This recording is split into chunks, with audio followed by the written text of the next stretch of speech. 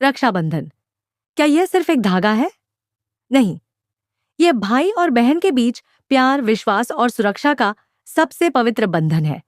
राखी का यह धागा सिर्फ कपास का नहीं होता, इसमें जुड़ा होता है भाई का वादा और बहन का आशीर्वाद।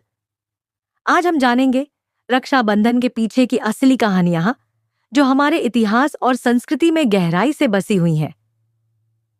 महाभारत के समय की बात है। एक दिन श्री कृष्ण के हाथ में युद्ध के दौरान चोट लग गई और खून बहने लगा।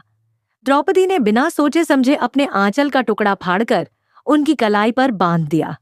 श्री कृष्ण भावुक हो गए और उन्होंने वचन दिया, द्रौपदी, जब भी तुम मुझे याद करोगी, मैं तुम्हारी रक्षा के लिए उपस्थित रहूंगा। बाद में चीरहरण के समय श्री कृष्ण ने अपना वचन निभाया। यह घटना रक्षा और वचन के उस बंधन का प्रतीक बन गई, जो आज भी रक्षाबंधन का आधार है।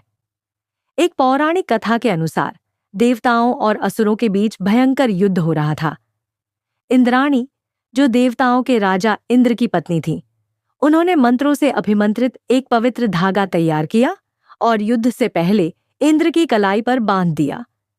उस धागे की शक्ति से इंद्र ने विजय प्राप्त की और देवताओं की रक्षा की।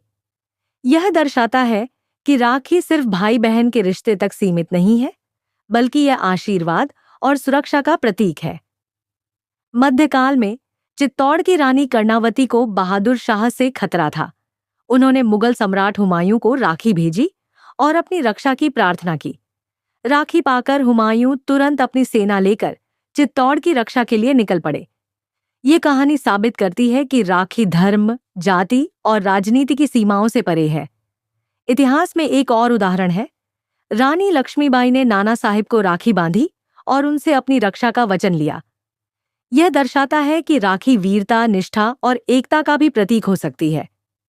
आज के समय में रक्षाबंधन सिर्फ भाई बहन के रिश्ते तक सीमित नहीं है।